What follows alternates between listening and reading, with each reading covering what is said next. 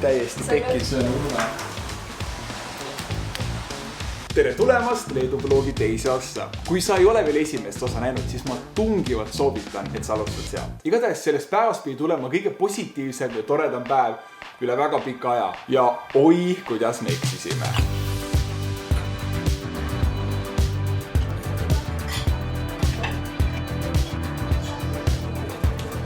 Siin on väga palju huvitavaid asju, näiteks kus hotellis saab vahvlimasina endale vahvleid ja ilmselt ma pean endale nüüd vahvleid tegema. Kui sul on see vahvlimasin siin hommikusöögi lauas, siis see on täpselt nagu Titanicu päästeparve järjekord, nagu seal on ainult naised ja lapsed kõik. Tõesti uskumatu ja kõik on siin ümber kogunenud. Ma lähen võtan ette selle metsiku retki. Sa jõuad seda lõpuni teha, ma hakkan liikuma. Mis asja? Liikuma. Ma otsin 12 minutit, et teha endale seda kröödima asja. Vaat siis siis ma jooksen enne. Tule järgi. Ma ilmselt üksinda vahvleid sööma. Nii palju vahvleid. Natukene halb siis see, et ma võin just 2 tassi kohvi ja mul on teatud tegevused, mis on mul vaja ära teha hommikul peale seda. Kohvis sisalduval kofeiinil on palju kõrvalmõjusid. Nende hulgas kõrgem valulävi, vähenenud väsimus, reaktsioonikiiruse kasv, kõrgenenud pulss ja kiirenenud ainevahetus. Nii et kohviga ei ole mõtet liialdada, kui sul ei ole võimalust tualettruumi kasutada. Miks me täna nii kiire on see, et me peame Vilniusesse rongiga minema. 12 minuti pärast on viimane moment, et saada rongile ja 2 minuti pärast on meil takso siin. Ma arvan, et kõik on hästi, kõik läheb hästi. Kindlasti. Ma pole päris kaua aega nii tihedat vihma näinud. Nüüd tuleb kiri, et takso hilineb 5 minutit, mis on väga põnev, sellepärast, et ma ei tea, kas me enam rongile nagu päriselt jõuame.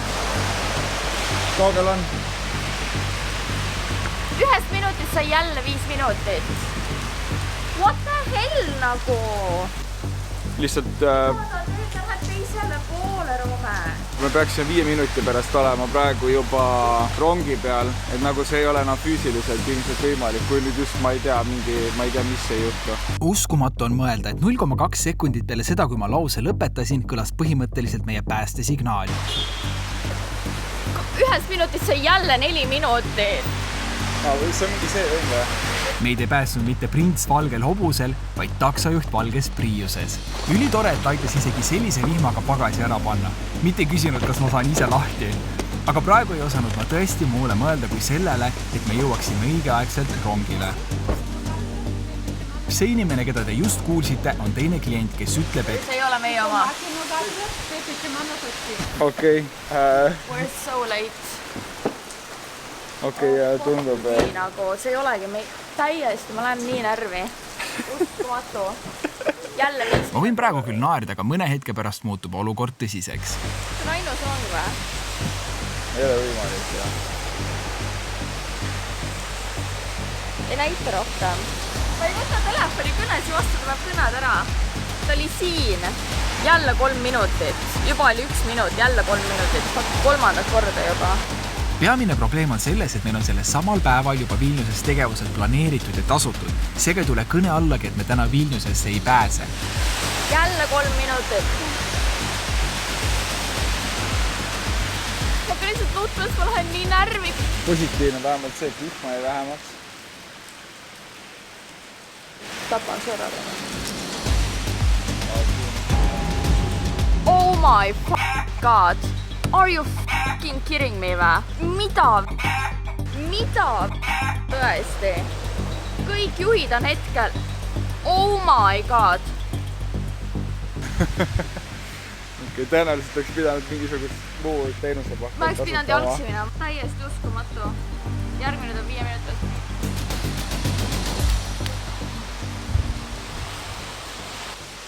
Nüüd on vaata see teema, et mida ma teen, kas ma lähen lohutan naist, aga siis ma pean 2 seda kaasa võtma, pluss 1 kurva vihmavarja. Ja ma pean ilmselt minema Merrot ikkagi lohutama.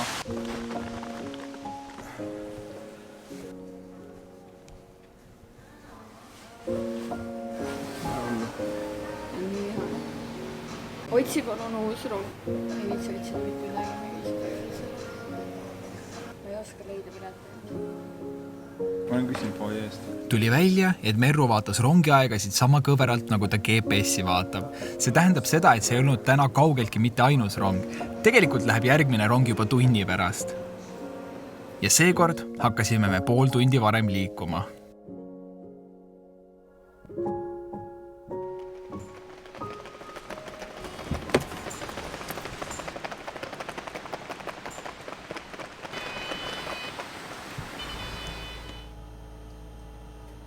Ma lihtsalt mainin, et tegelikult ei olnud ma kurb.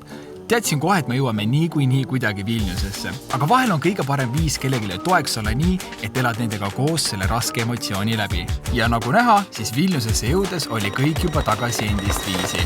Jänu juba või? Räige jänu. Saad juba jooma hakata ja hommikul ikka pea selgeks ära rahulikult.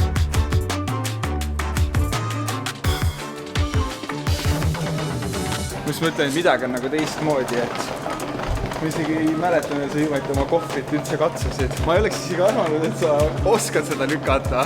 Ma olen kogu aeg oma kohvrit, sa oled nii tugev, ma kõiksin hommikul ja eile ja eelmine aasta ja... Eks igaüks saab ise otsustada, kas aastate pikkuse pagasivedamiskogemusega inimene paneb kohvri niipidi eskalaatori peale. Aga mida ma sellest pagasist ikka räägin? Nagu näete, siis võeti see ka mult endalt ära. Sellise autoga sõidame. Ütleme nii, et ma pole vist kunagi Vilnius-autoga sõitnud. Loove, et ma tahan endale Bemmi. Ma võin sulle Mitsubishi pakkuda, see kollane. Mitsubishi! Selle Bemmi tagaistmel on rohkem nuppe kui 3 tavapärasel autol kokku. Nii et ilmselgelt pidin ma need kõik läbi proovima selle lühikese sõiduvältel. He's a little kid. Ja mida piinlikum on Merrul, seda lõbusam on minul. Okei, ma hakkan aru saama juba. Ja täpselt siis, kui õppisin kõik nupud endale selgeks, jõudsime me kohale. Merru tuju oli nüüdseks juba väga hea.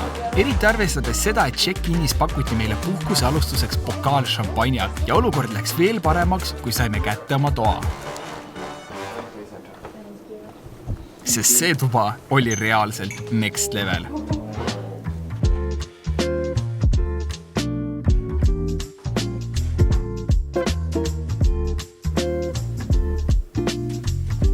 Peale selle, et toas sai valida erinevaid lõhnasid, madratsid, patju ja mida iganes muud, oli seal ka asju, mida minusugune väikelinna noormees varem näinudki ei olnud. Merru kuule, siin on vahmenšvahvli puhastaja ka. See on see, kui sul vetsus nagu eriti lappama läheb. Ja kas see on joogikraan või? Kas ma saan juua? Kas ma lasen vee sinna? Siis see on nagu näoputuskoht on seda.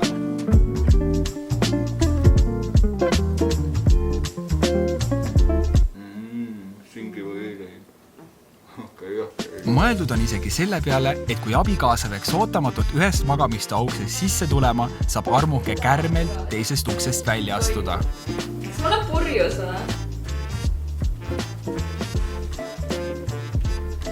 Kas ma olen purjus või? Jaa. Kas ma kujutan ette seda või? Jaa. Või oled sina hoopis purjus? See on tuksu kätte. Suurim väljakutse kogu selle tripi ajal on olnud mu triiksärgi sirgena hoidmine. Ja nüüd, kui ma ta kätte sain, oli ta selline. Ei näegi nii halb välja. See nii kõlvab küll ju. Ei või? Miks? Aga õnneks oli hotellis oma keemiline puhastus olemas ja mulle lubati see tagastada peale seda, kui oleme spaas ära käinud. Täiesti pekkis, mis lõhn. See on urme. Vaade kõige parem. Oota, mis? Saab prouasid jälgida. Ma tegin nalja. Sa näed, keegi su naist ei sebi. Saad kohe kannaga välja hüpata. Rakvere stiilis. Kande ees, otse näkku. Nii et mis siis ikka kõik? Hakkame mõnu olema.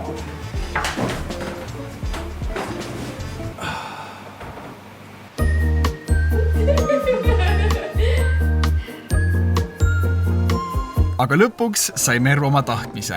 Ma olin triiksärgiga restoranis. Aga mis on huvitav on see, et meie selja taga tegemist on äärmiselt jõuka mehega. Tüüp on lihtsalt dressipükste ja pusakasi. Ma oleks võinud ka teoorias tulla ikkagi oma signator outfitiga. Nõustuda või?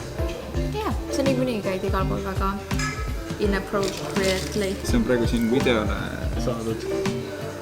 Ja seal restoranis mõnusalt aega veetes ja istudes ei kujutanud ma isegi ette, et homne saab olema üks kõige põnevamaid ja õpetlikumaid päevi minu elus.